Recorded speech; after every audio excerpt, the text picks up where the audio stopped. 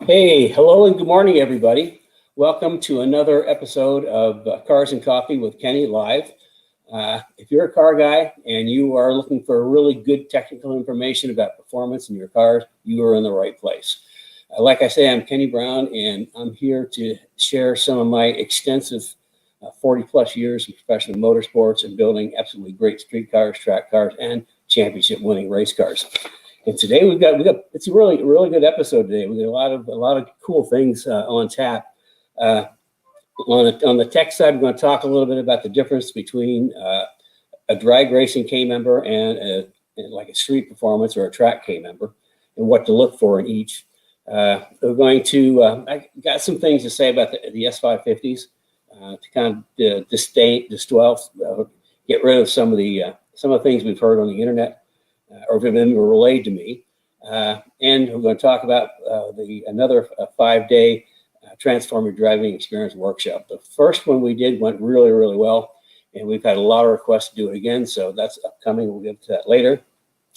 And of course, I'll answer your questions live. If you have any questions, please send them in, and I'll do my best to answer them if I can. So that's what I'm here. I'm here to answer your questions and talk about what you want to know. So going down my handy dandy list, let's see, I got that, we're simulcasting on YouTube Live and Facebook Live, one of our technical marvels that we discovered. And as far as replays, if you miss any, you can get all the replays on the Kenny Brown YouTube channel. It's YouTube Kenny Brown TV. And there's, what episode are we up to? 34, my goodness. How time flies. And let's see, I didn't have a chance to change the artwork this month because we've just been really swamped with stuff. So we're still living with the formation finish at Le Mans of the GT40s in 1966. I'll have something new up next week for you. Let's see. Okay, I'm going down my list. I'm doing really well. And we've got I'm going to answer some questions from the Speed Therapy Society. If you're not a member of the Speed Therapy Society, I suggest you get on board. It's a really great group of like-minded people that like performance, like cars. There's a lot of comments and chatter and pictures of cars, and it's pretty cool. Even videos of cars. So if you're not a member, please join. If you like what we're doing, I got to throw this in or get in trouble. If you like what we're doing, give us those old thumbs up and show some love. That always helps, kind of spread around what we're doing. And if you didn't say that, I get in trouble with Carrie. So thumbs up. Let's see. And like I say, the questions that I answer come from the Speed Therapy Society because, again, I talk about what you want to know about. So why don't we just jump right into some questions? And these are good questions, but really hard questions. The first one comes from Scott Fair. I apologize if I didn't say that right. And his question is oversteer, understeer, better control. Boy, you talk about a big subject. In the short form, what is oversteer and understeer? And the simplest way to explain it is understeer is when the front of the car hits the wall first. Oversteer is when the back of the car hits the wall first. Working with oversteer and understeer, I mean, it's super complex. We actually have just gone through that in the Speed Therapy Academy. We had 3 weeks, Carrie, we spent on the whole, that sort of subject, going through the different types of oversteer, understeer. When people call me, like they've got our setup running, our suspension, everything, and they talk about, I've got understeer, I got push, I loose. And my first question is, because it can happen in different ways. Is it understeer at turn in, at mid corner, or at corner exit? And same thing with oversteer, turn in, mid corner, corner exit, because each one of those segments has just a long list of possibilities of things that it could be or ways to fix it. And like I say, the guys in the Speed Therapy Society, we went through that in a big way. And I mean, as far as, what can you do? I mean, the first thing you need to do is and I preach this like loud and often, is you gotta check your tire pressures, your tire temperatures and pressures. You would be amazed the difference if you're not taking your tire temperatures. The difference is just dramatic in getting your pressures right. Could anybody put that article, put a link to the article up on the tire temps? Yeah, that's Brad too. Brad, if you're out there, can you find the link for the Kenny Brown tire temps article? I wrote an article, several years back on the importance of taking tire temperatures. And that's the very first thing we do. And if somebody calls and says, he tells me that, they have understeer wherever it is, my next question is, what are your tire temperatures? Because that tells me a lot. I mean, the thing is, understeer, going into a corner or anywhere in a corner can be caused by too much roll stiffness, too much bump in the shocks, not the right tire pressure, not the right camber. I mean, there's a whole list of things that it could be. So it's really tough for me to kind of condense that down into a little thing. But I can tell you that you need to look at your tire temperatures, because just a pound off from being, where it needs to be can create understeer or oversteer pretty simply. And you can't start looking for what to do next or what the problem is until you get your tire pressures right, because you want 100% contact patch, and you want it flat. And that tells me that somebody gives me their tire temperatures, and what they're doing. I walk them through, and then I'll kind of tell them things that suggest things that can help. But sorry, I can't do more of an answer, but it's a super complex question. But like I say, the best thing to do is just be sure you get your tire temperature before you even think about understeer, oversteer. Get your tire temperatures right, and then if you have more questions, certainly you can check in with Carrie or check the schedule and set up one of my complimentary 15-minute consults. I can talk you through if you've got oversteer, understeer. We can talk about it, and I can make some suggestions. So yeah, that's what I'm here for, and that's why we've got those 15-minute consults, because answers are too long to just kind of give as we're going through. And here's another one from Alexander with a Camaro, taking the curves and corners at high speed. Okay, I'll go back to back tire temperatures. Get the tire temperatures right, then, and you work with that cornering at high speed. This is another complex question. Cornering, you got to get the car set up right first, and there's a number of different ways to take corners. We just like in Speed Therapy Academy again, we just went through some videos of some of our students, their videos on driving. We all kind of critique them, and I showed them like the lines I would take, and then I showed them some of my videos of I think Audubon and Road America. So I mean, taking the curves and corners at high speed, first of all, make sure you got good springs and good shocks. I always talk about building a performance car starts with the performance platform, chassis, suspension, wheels, tires, brakes. That's the secret to my cars. That's why they all work so well. So for high speed, I mean, you want some spring rate. Most street cars, I'll give you some examples of Mustangs. So that's what I work with the most, like an S197.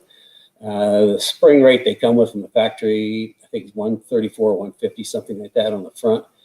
Our sport touring spring rate is about 350. Our sort of intermediate street track day spring rates are in the street sport touring is 350. Street performance is 400. Intermediate track on street tires is 500 to 550, and our advanced track guys on like sticky tires is 650. So you've got to get some spring under the car. Most of the aftermarket off-the-shelf springs that you can get, replace the OE, are only in the 200 to 220, 25 pound range, which it's better. It's better than what's stock, but it's still not enough for really good handling. And if you go up on spring rate, you've got to have the shocks to go with it, because the shocks and the springs have to be matched so they work together. If you want to set up a 15-minute, we can get you good shocks and springs. I just need to know more about what your application is, what you're doing. And as people that work with me know that when we do our coilovers, we pretty much do coilovers mostly exclusively. We do have some non-coilover option. We do have a non-coilover option for the Mustangs using Coney Sports and a really high, about 320, 350 pound spring that is kind of like an alternative for coilovers, but that you still can't get your ride height adjustment. So we've done a number of different coilover packages, different spring rates for different applications. And for those that have been with us or got coilovers know that I actually individually pick the spring rates for each individual customer based on the car, the use, just a lot of different things. I will custom pick a spring rate. And when the shocks come, like a GRZs, they are assembled with pre-adjustment, adjustment, kind of sort of adjustment 101 and setup sheet. So yeah, if you're really interested in better control, give me a call and we can kind of talk about it and see if I can help you out. Okay, now here's another one from Josh. Let's see, balancing comfort for street setup, correct adjustments for track days. I got a chance to ride with your son. That's my late son, Paul. If anybody doesn't know, he hell of a driver. He 2011 World Challenge GTS Championship. He just absolutely dominated. He totally dominated that series, and then unfortunately passed away with cancer the next year. Let's see. Okay, he rode with my son at Hallett. He hardly looked up, watching his hands, feet incredibly smooth. I don't know. And it didn't come through. We don't know what Paul. Well, they want to know if that's teachable. How? Oh, you want to know if that's teachable? Kind of yes. I think Paul came by that really pretty honestly because I've had a lot of comments that my footwork and driving is incredible and smooth. I mean, I look at it like a ballet, and is it teachable? Absolutely. Can you do it like that? No. I mean, it's just takes concentration and practice, understanding how the car's working, what to do with your feet and your hands. Everything has to be really smooth. Anything that jerks, you don't press the gas, press the brake. It unsettles the car. Smooth is keeping if the car wants to be smooth, you have to be smooth. Your hands, your feet, no big reactions. That's what kind of upsets the car. So is it teachable? Absolutely. And I've taught many people that. And it's, smooth is good. We used to have in our shop on Gasoline Alley, we had signs all over the place that said smooth is good, smooth is fast. So yeah, and then the other part is the balancing for street and track. This is Cars and Coffee, so I'm talking cars and I have my coffee. Okay, I got a couple of tricks for street and track. The first thing you want to do is you want to get your car aligned for the street. And we have in the resources in Speed Therapy Society, there's an alignment sheet. Facebook group, Speed Therapy Society. There is an alignment sheet for SN95, 197, and 550s. You get your street alignment set first. And if you've got adjustable shocks, then you're running reasonably soft for the street. So you get your street set up first. When you go to the track, this is what I do. Let's say, for example, see if I can do this without looking. Okay, I don't know if you see it. This is one of our Fox camber plates. But as you can see, what I did is I made little marks. Let's say that's the street setup. I made little marks. When you go to the track, we drop it down and we put all the camber in there is, okay? And then once all the camber's in, then you use your tire temperatures to start backing camber out. And typically, if it's a clockwise track, there's going to be more camber on the left side than the right side. But we normally run about on track 2.5 degrees, 3 degrees, and negative camber. All positive, as much positive cast it'll take, and about 1/16 of an inch toe out. Not toe in, toe out. That toe out helps the car turn in. So, and then when you're done after your track day, then you just move the camber plates right back to the street adjustment that you marked, and you don't have to go to the alignment shop. So that's one trick. Again, working with your tire pressures and temperatures, and then if you've got the adjustable shocks, you turn them up a couple notches for the track. I probably should do a little segment sometime on adjusting shocks. You know, put that in my notes, because that's, I mean, there's a way to do it. Single adjustable, double adjustable. I mean, I can break it down pretty simple, even though it's complex. But we'll do that another day. We'll talk shocks another day. So that's it. Balancing comfort for the street. I mean, you've got to get a spring set up that goes both ways, depending on what your car is.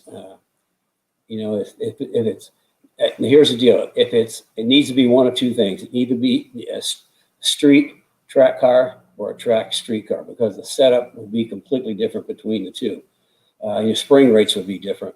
Again, if that's something you want to know more about, you know, sign up for a 15-minute consult, and I'll kind of go through it. But I think you'd want to be like, we're working on a 550. I'm working on a sport touring package right now, and I'm trying a number of different spring rates. And I think you'd want to be at least in somewhere 350, 400 to be both street and track, and 400 be good enough to get you well into intermediate or on street tires. So yeah, give me a call and we'll figure it out.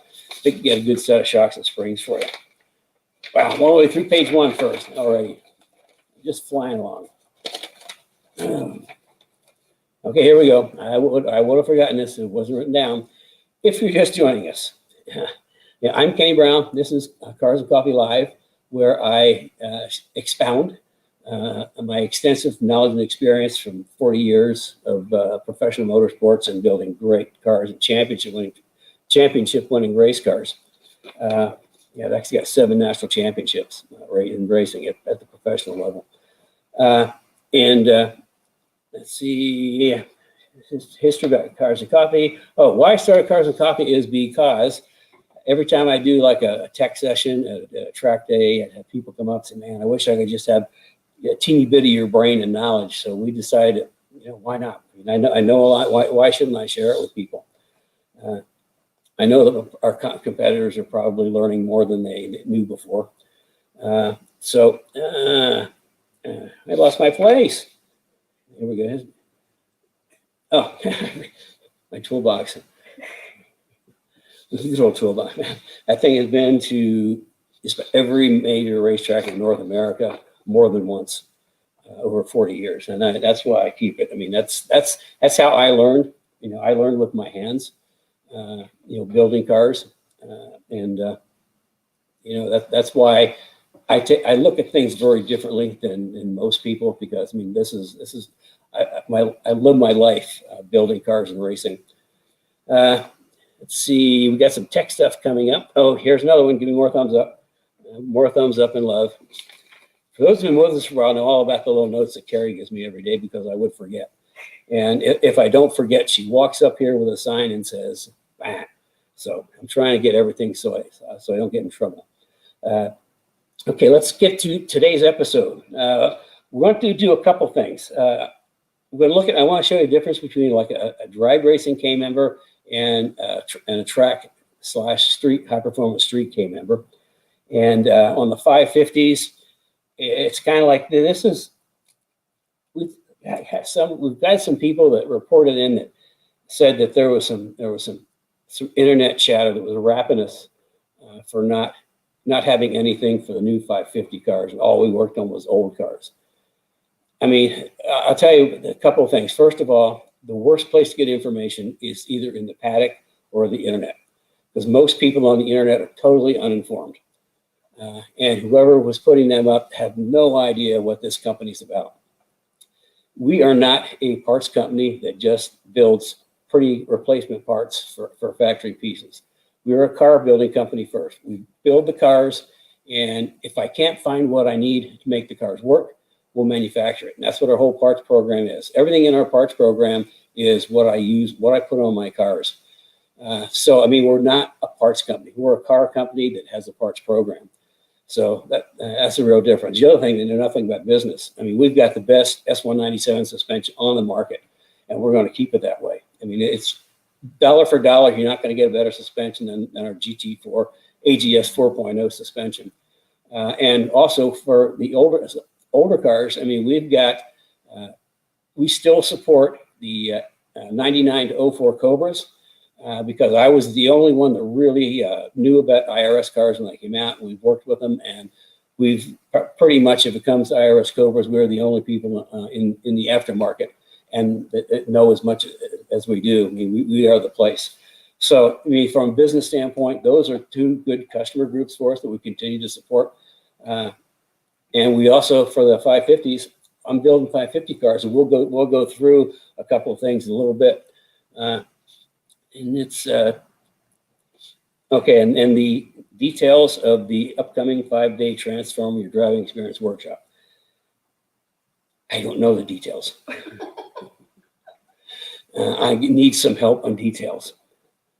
Okay, the Transform Your Driving Experience 5-day workshop is coming up. It's starting March.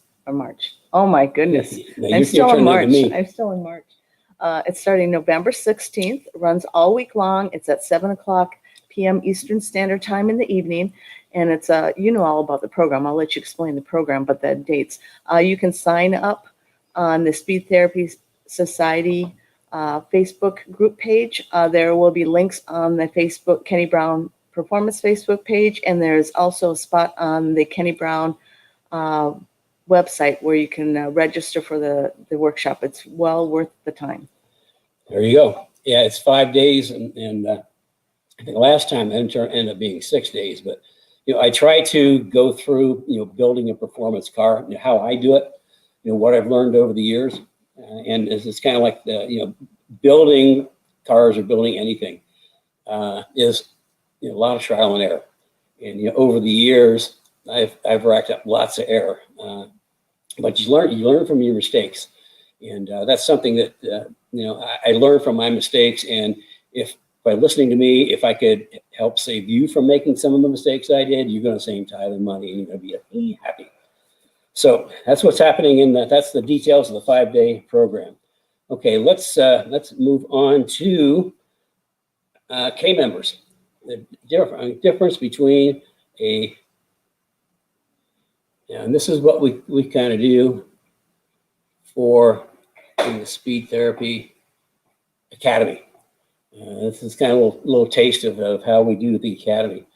So, drag racing. It's not showing. What? Is it showing on your screen? Yeah. It's not showing on our screen. It's on my screen.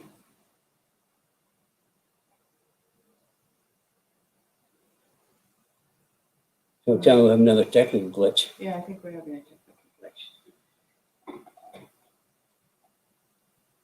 Okay, why don't you talk about, did you click on share?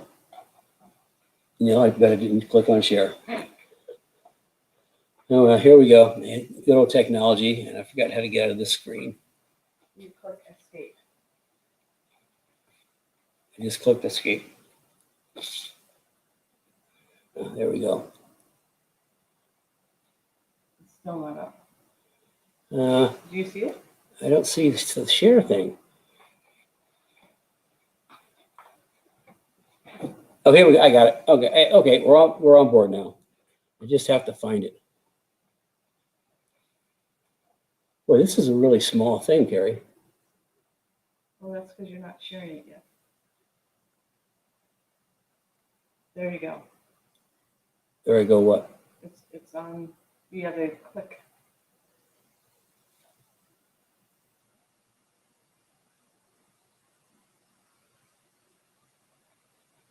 Oh, come on.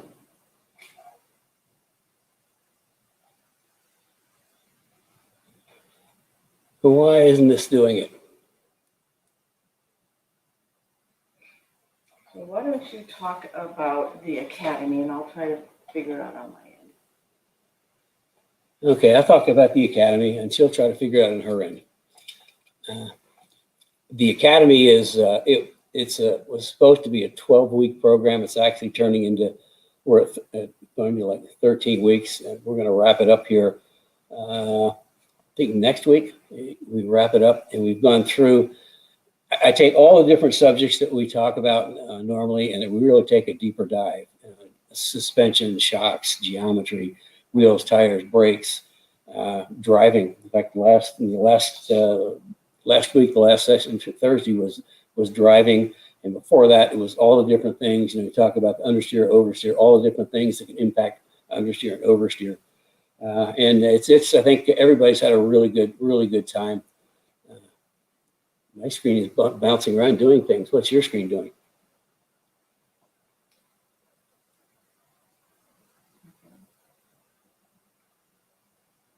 There you go. There I go. What? It's showing up on your screen. Yeah, but I can't do anything with it. Okay, well, I will go through the process. And it's only a little bitty thing on my screen.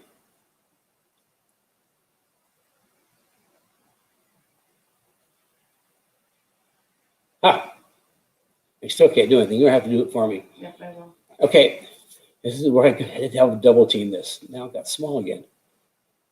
Okay, I'll work with it. Okay, let's talk about drag race K members and street K members. Slide. Slide. Oh, come on. It's coming. There you go.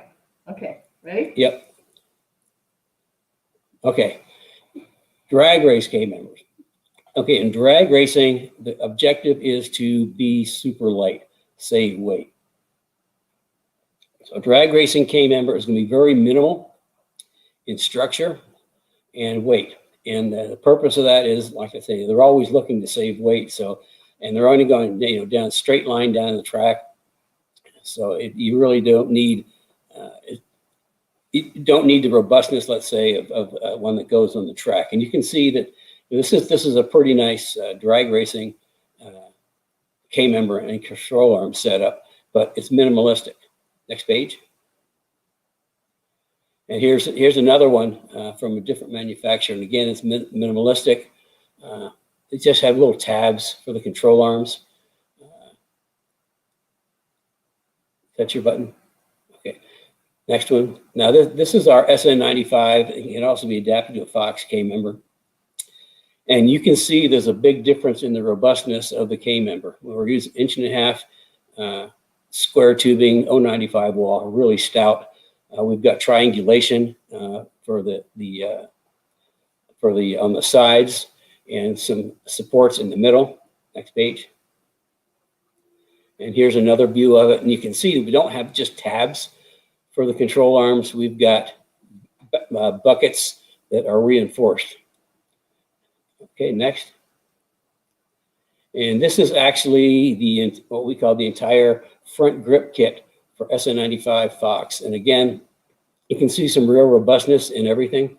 The K member, actually we've updated the K member, and the internal, the bent rods internally for structure are been replaced by a pretty huge gusset, which we think is going to be a lot stronger. And then we've got some really, our control arms are completely different than anybody else. You let me show one of these. Okay, this is an SN95 control arm. And nobody else has a control arm like this, because when we developed these in 2000, that's Katie Brown label. You always have to look for the label and serial tag, so you're getting a genuine Katie Brown part. Because my parts have so much of my stuff has been copied on the internet, it's just crazy. But this is really robust, and it's super strong. And do we have an FEA picture we can put up?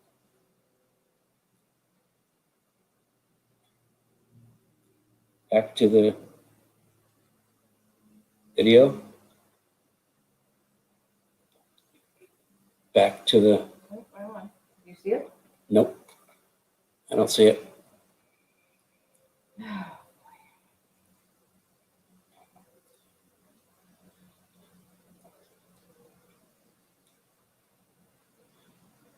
You see it now? Yep. Go down one.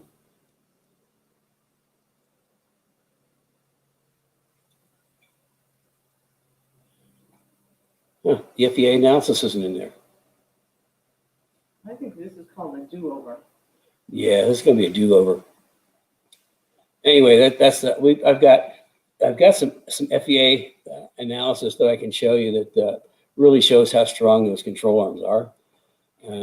Let's keep going down though. Anyway, okay, we're getting into S197, and this is kind of I wouldn't call this a track K member or a full-on drag racing K member. It's kind of in between. I mean, it's got some sizable tubing, but when you go to our K member, when we go to our S197 K member, you can see this is the whole front grip kit. S197. You can see again we a lot of robustness. We use everything goes straight and triangulated for strength. So I mean that's kind of like the difference between drag racing and track. I engineer my K members first and foremost for strength and durability. And if there's any weight savings, then I just look at that as a bonus. I think the SN95, though, converting to coilover, saves around 40 pounds off the front end. I think the S197 is about the same. So anyway, that's kind of like the difference. I think this is going to have to be a do-over. So now we have that went so smoothly. I think let's see how how smoothly the 550 goes. Now I think I can. Do you think you can get in there? I know you can. I don't know what happened.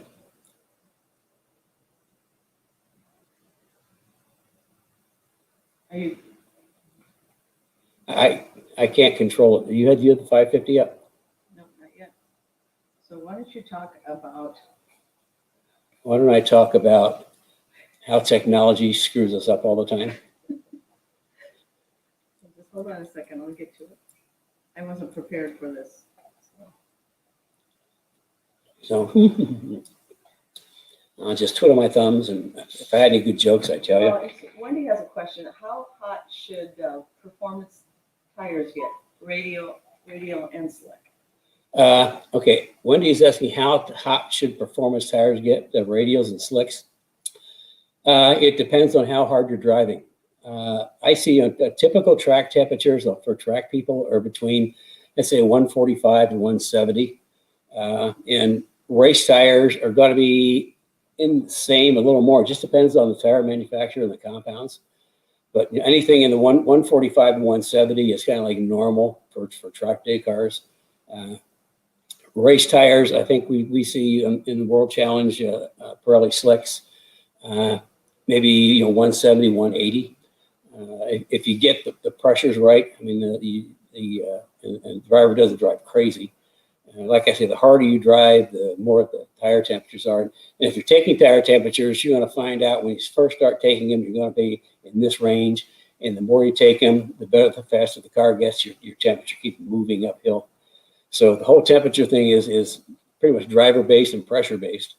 So there we go.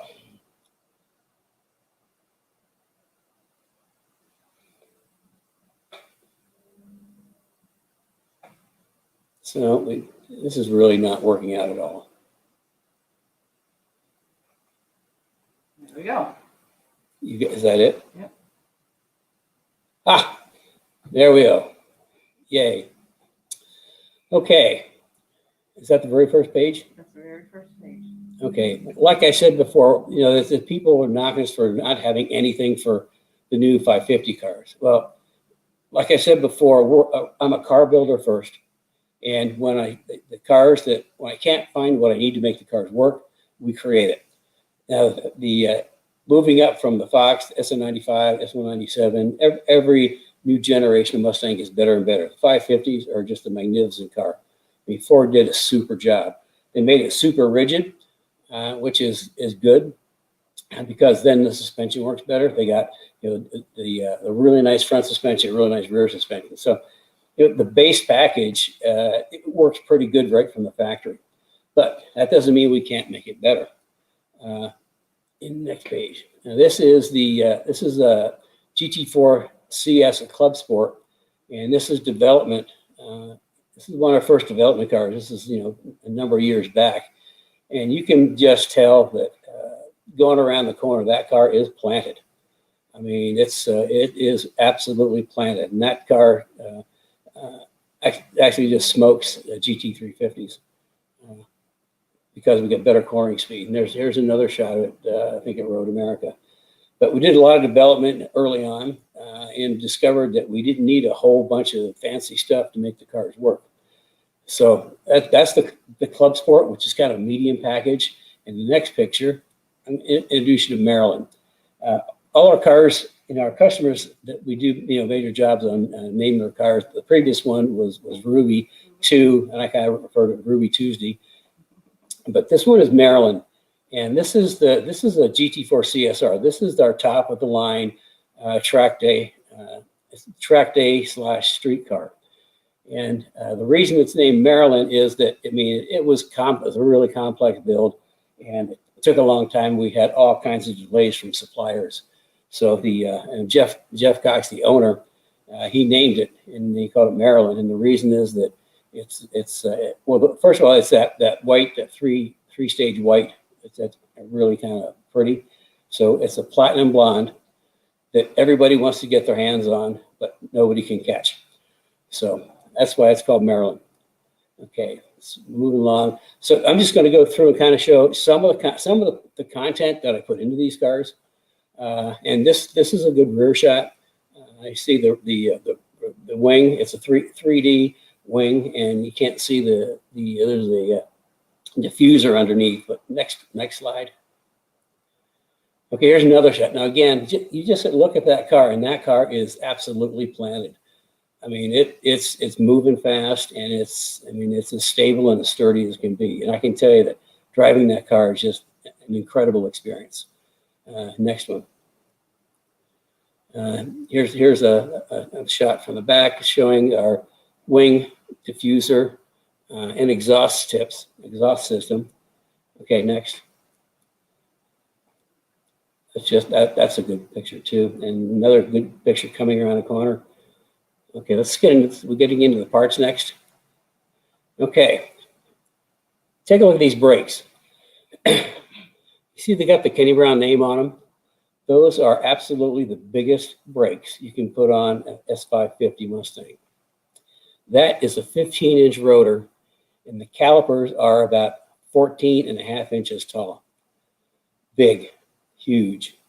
And you can see that it's got a really aggressive fin profile on it.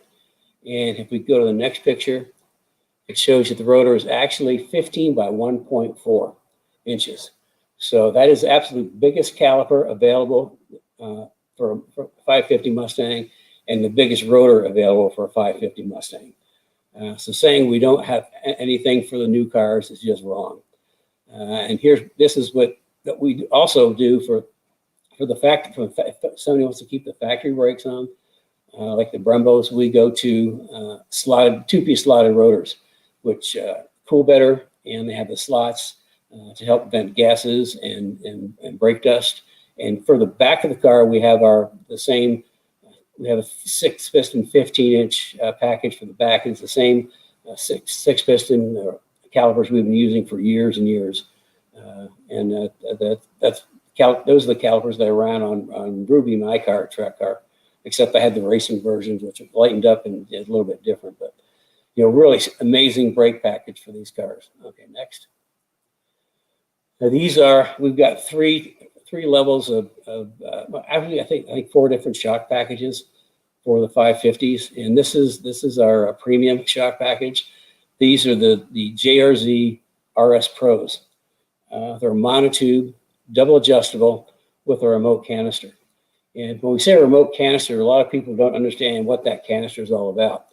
Well, to make it simple, if you've ever seen a double adjustable shock, typically a double adjustable shock will have the rebound adjustment on top and the bump adjustment on the bottom. Well, climbing under, if you're tuning at the track, climbing under the car all the time to just bump is just kind of a pain in the butt.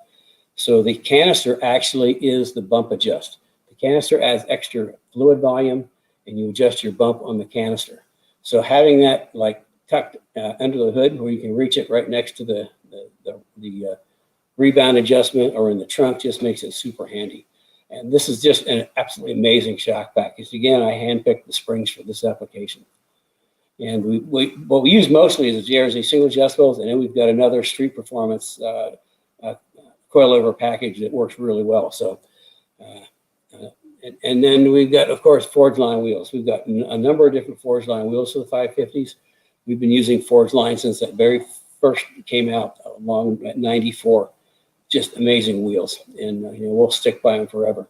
We also have a lower price. Oh, you also have a more modest, a reasonably priced wheel package too, for people that if the forged lines are super premium wheels, but the price reflects that. But we also have some more better priced wheels, value. Let's call them value wheels. Okay, now here's something that we have that nobody else has. Jacking rails. I mean, all the jacking rails you see are mostly just tubes that when there's a problem when you put a flat tube on the jacking rails. I mean, the flat tube on the cars there, because what you mount to has a 5-degree angle to it. And we had one customer called, and he's got some jacking rails from somebody, but he says the whole thing is tilted, and he only gets to put the jack on the edge. Well, we solved that problem. This isn't a tube. This is a fabricated jacking rail, and if you look at it at the end, you can see that it's a parallelogram. It's not a rectangle, and the reason for that is the 5-degree angle sits on the car, so it's absolutely a perfectly flat surface all the way down for a jacking rail. So that's something nobody else has. And if we could go to the next slide. Okay, engine. For this particular car, it's pretty cool. Of course, we've got the cold air kit and my really, really good triple pass, triple thick aluminum radiator that cools, has an amazing cooling job. But then we've got the cold air kit, which, as you can see, is pretty snazzy. And then my three triple pass radiator. When I say triple pass, standard radiator is a single pass. The water comes in the top on the right and it goes out on the bottom on the left. In stock car racing, dual pass radiators became really fashionable, where it goes in the top, makes a U-turn, and comes out. But for mostly GM cars, I think that worked the best. So for a Mustang, that's pretty impractical. Because the inlet's at the top right and then the outlet's on the bottom left. So with a triple pass, the water comes in, goes across the radiator, makes a U-turn, comes back across the radiator, makes a U-turn, and goes back across the radiator again. So it's a triple pass. Your coolant makes 3 passes through the radiators, and the radiator itself is like triple thick, absolute total drop-in. Just super easy OE replacement. I take the OE radiator out and drop this new one in. And because of the fin designs, I think it's like 17% more surface area. So that's the radiator. We had one customer with a GT350 at Road America. This radiator took 30 degrees of temperature out on track, which is pretty significant. So, and next we have use a 4-point roll bar in our track cars, in the 550s and the S197s. And of course, with the roll bar goes harness belts. We've got a couple of different harness belts. I mean, if you're doing getting into like intermediate and advanced, you really have to be held into your seat, and you need a good set of harness belts. So we've got several different ones of those, and these are one of those I chose for this car. Next, and of course we have exhaust. This car also had Bassani headers, X-pipe, high flow cats, and exhaust system. And go back. So anyway, the exhaust was part of the engine package. I kind of got off of the engine package. What we did, because this is a really cool track car, we put in some comp cams, stage 2 cams, and this was a 17. So we put the GT350 intake and throttle body in, and with headers, and it just makes really makes really nice horsepower, just pulls like a freight train. It's really, really fast to go with the rest of the car.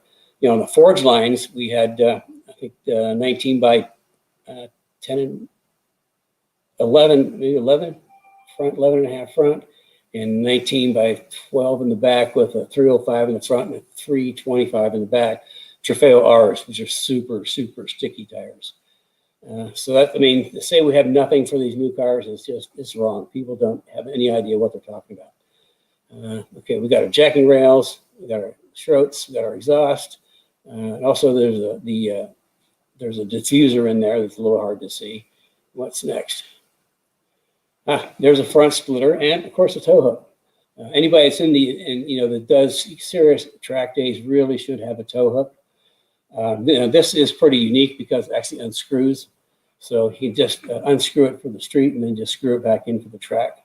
But anybody that's kind of had a car that died and gone off track, it's really handy to hook up to a tow hook rather than trying to reach under the car and break something.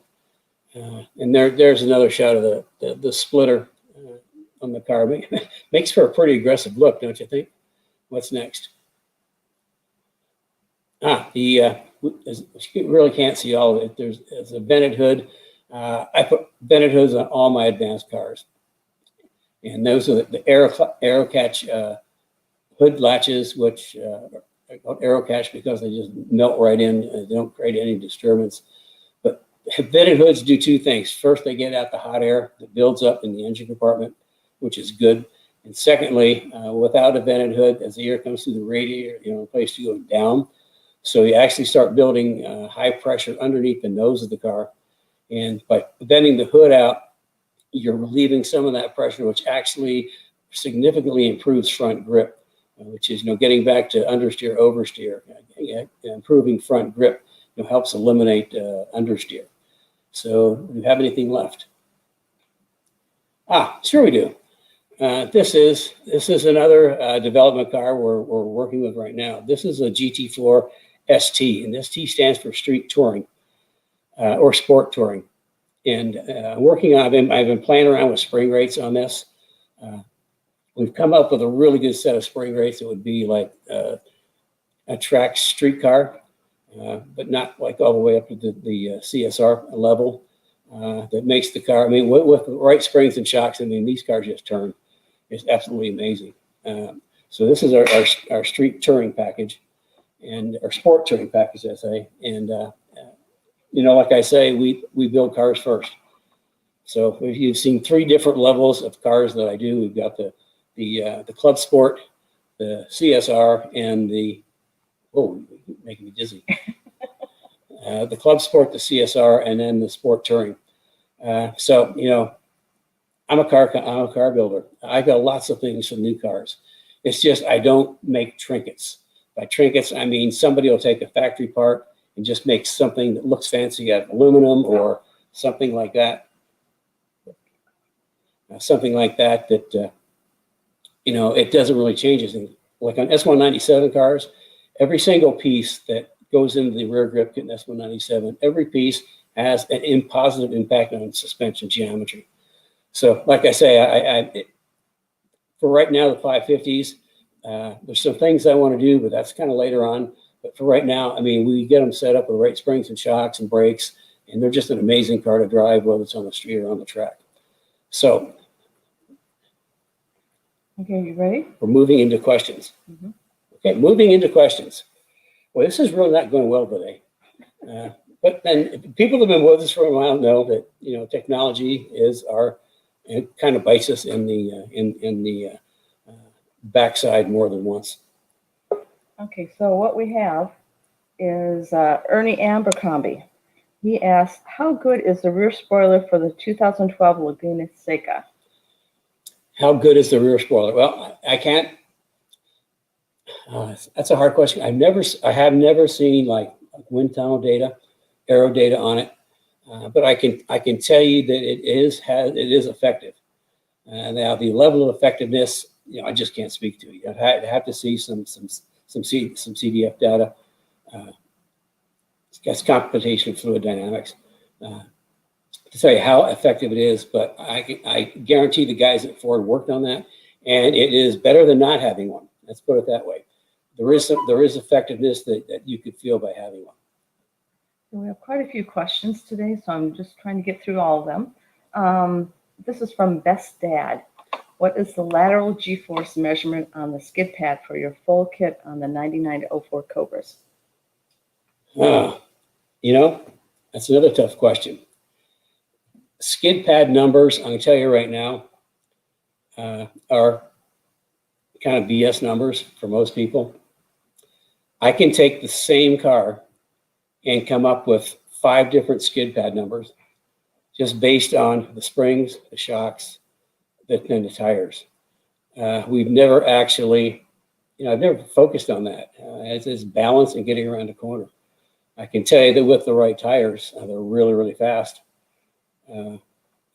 People throw out skid pad numbers, and it's like I say, it's like you put, if it's a street car, they'll put like really sticky tires on and get a false G number and advertise that. So I really don't pay attention to that. What I pay attention to is lap times. To me, that's a constant. But I can tell you that with the full setup, we got the springs, we got the shocks, brakes, wheels, tires, geometry. I mean, the cars just work. I mean, they're just flat work, and they're just absolute ball to drive. Anytime you got a car that's fun to drive, it's you're a better driver and it's smooth. Like Kermie, my 2001 track car I just loved driving that car. I mean, I could drive. It was so comfortable to drive when I used to give rides at tracks. For charity rides, I mean, I could drive that car all day and not get tired and just love it. So, I mean, the actual G-force, I just don't play that game. Sorry, I didn't give you the answer you wanted, but. Mark Peterson is asking, Kenny, I know it sounds weird, but suspension on a P71. P71.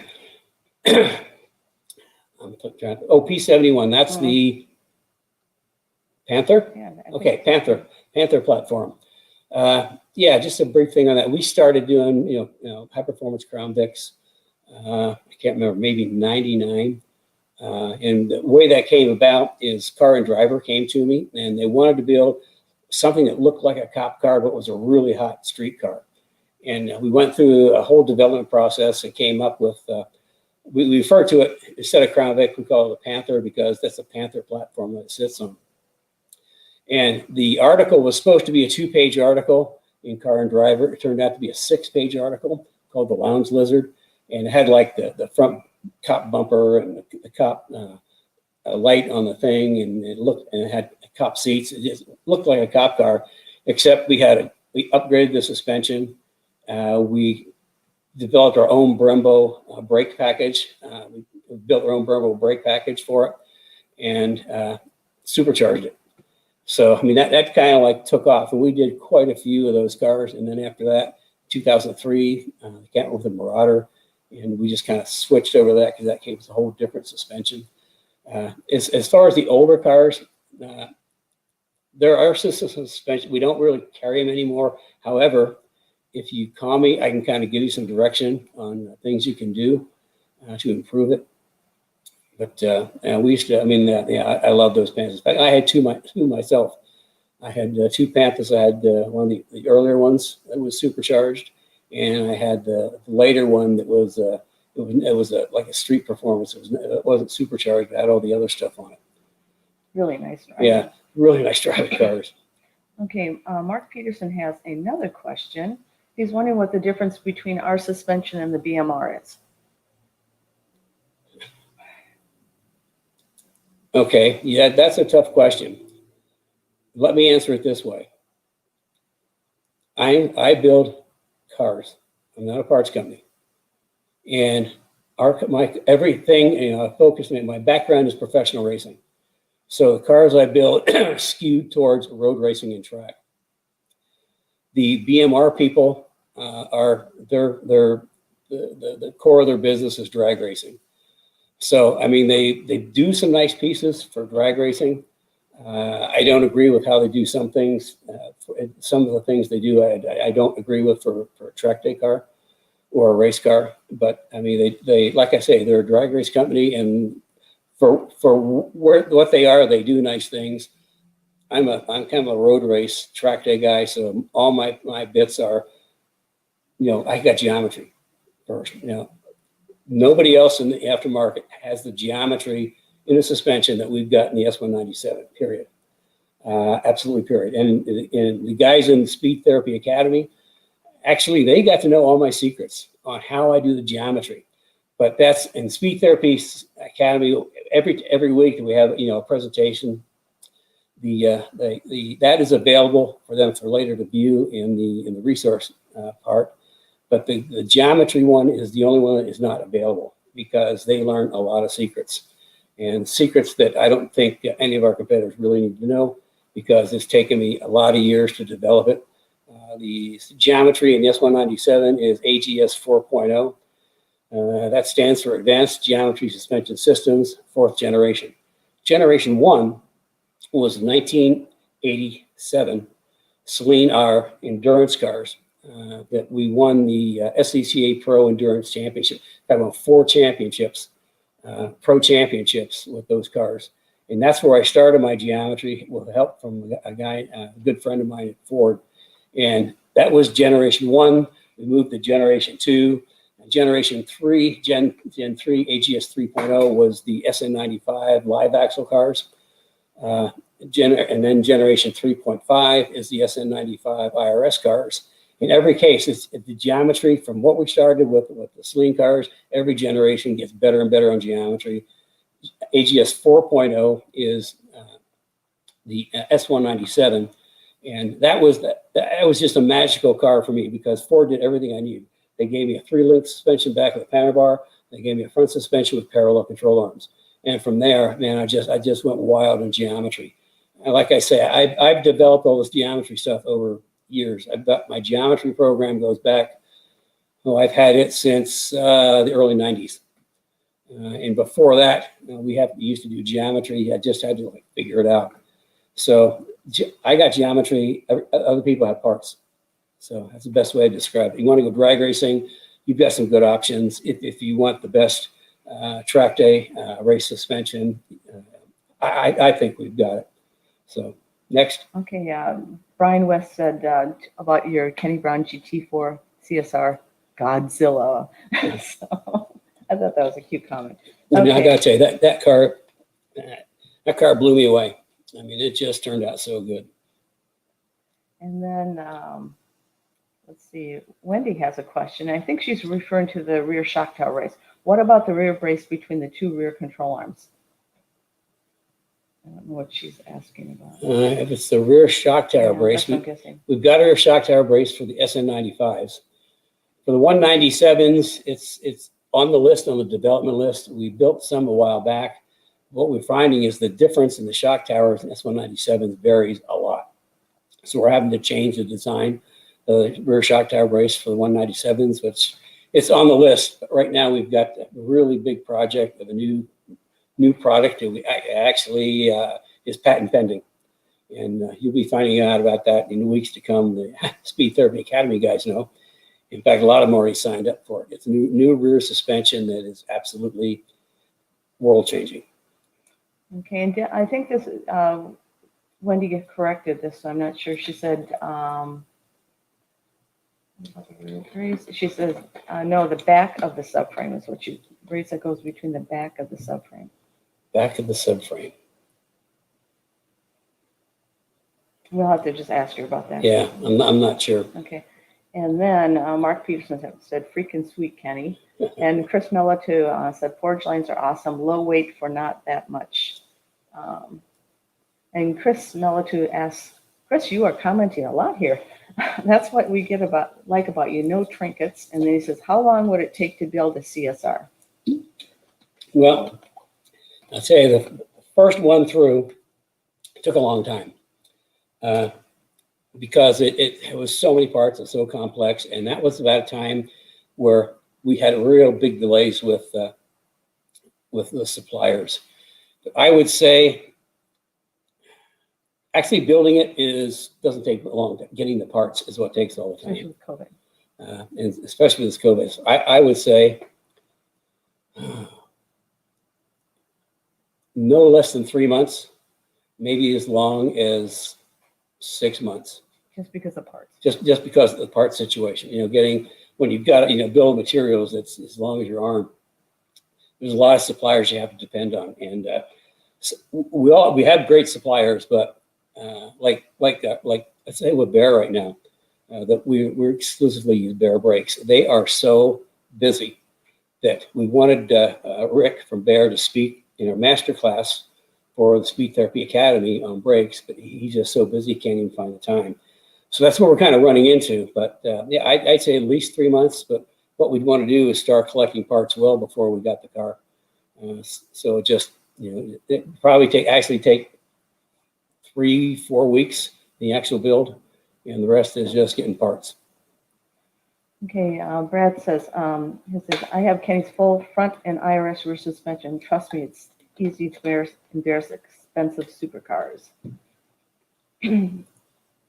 Okay, Wendy said, Carrie, that's the front subframe. So she's looking for I think she's looking at the lower chassis brace for the S197. I think that's what it is.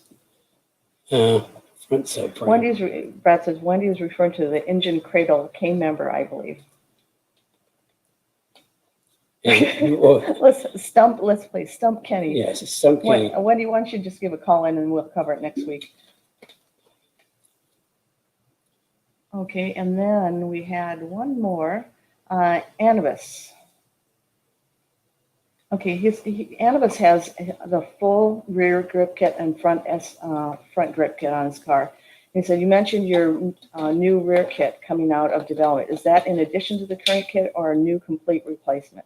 It is I don't want to give too much away because we're still, it's patent pending. And we're right now just getting into production. And once we get production going, I'm going to do like a special segment on it. But it's a replacement for the rear panel bar. And I'll leave it at that. And it does some things that'll just blow your mind. But it's probably, I'd say maybe 4 weeks away. We can do a special segment on it. The Speed Therapy Academy guys saw it, and most of them just, put a deposit down right away. Okay, and then Chris Melich said, you must have been good at math, Kenny, with your geometry. Actually, the curious thing is I was only marginal in school with geometry. I say marginal, but as I thought this is stupid. Why do you want to study this stuff? Here later in life, I just live and breathe geometry for suspensions. So go figure how things turn around. And then Sweet Dad says, sweet, thank you. Our Best Dad, and I call him Sweet Dad. Okay, Best says, on the front K-member kit for the 99 to 04 Cobras, the support bar behind the oil pan is not there like the factory K-members. Is that offered for more stiffening of the front end? Kind of yes and no. We haven't. As some of you know, we had, I took a pretty long health hiatus for a while, and then we came back. We did a licensing program with a company in Chicago that just didn't work out well at all. So once that expired, we moved back to Indy, and we had to start rebuilding all our parts all over again. On the SN95s, we do have the tabs on the K-member, but we don't have the cross brace in yet. Because I just say the list of things we have to do, getting all our stuff back in, plus the new stuff is just pretty extensive. You'd be, if I listed every part I had in line for a development part, it'd blow your mind. Because some of them are just, we're gonna rock the market. But what I got coming up over the next couple of years, absolutely gonna rock the market. So the tabs are there. We haven't really. I know it's a simple piece. It's a simple piece, but thanks for reminding me. I think I'll go down next week and talk to the guys and manufacturers. Hey, can we get this piece built? So it might be coming sooner than it's. It's kind of like you focus on the big things and the little things you forget. So we'll work on that. Okay, great. And then Amy just reminded me, she has a link in the comments. If you would like any personal questions answered by Kenny, schedule a one-on-one 15-minute consult, and there's a link in the comments if you'd like that. That was it for questions. I would just like to mention that we have to sign up for the 5-day Transform Your Driving Experience. It is awesome. You'll learn a lot. It's 5 hours of your time, 1 hour each night, starting November 16th. Okay, now I'll give you a warning when I do these. You got to pay attention, because I mean I get so wound up. I mean I just go like crazy. So I mean you really have to pay attention. Terry keeps telling me to slow down, but it's like, I mean, I enjoy talking about all this stuff and I just get going. So yeah, you have to pay attention. I squeeze 2 days into one day most of the time. But yeah, I try to do the best I can to give you really good, solid information based on my experience. Okay, so I think Brian West had a question. I'm not sure what it's referencing, but you may know. It says, are the tabs drilled? Yes. Okay. No, they're not drilled. They got a hold on them. They actually, they're cut on laser. The laser thing cuts them out and weld them on. Brian's going to be a graduate from the Speed Therapy Academy next week. Brian's going to graduate from the Speed Therapy Society Academy next week. So, yep. Okay, I think that's it. Phew. Well, I apologize for all the technical snafus, but it's something we run into. We're trying to deliver great information. So we may have to do a redo on some of this. We had to figure out how to make this go smoother. When we do this on the Speed Therapy Academy, it's all Zoom. And I've got that figured out. I do really well with the Academy and the Zoom. Because we do Zoom so everybody's there and everybody can talk. It's just like classroom online. So, it's pretty good. So with that, I think let's wrap up for today. And we will see you next week. I'm not sure what I'm talking about. Send questions in and I'll build a program based around your questions. Because I talk about what you want to learn about. So with that, I don't know where you are, but today in Indianapolis, it's an absolutely gorgeous day. Sun shining, blue skies, mild temperatures. So we're going to go out and enjoy the day. If you have that kind of day where you are, get in your car and drive. You know, you're not going to have many more days left if you're in the north part of the country. So with that, we will see you next week.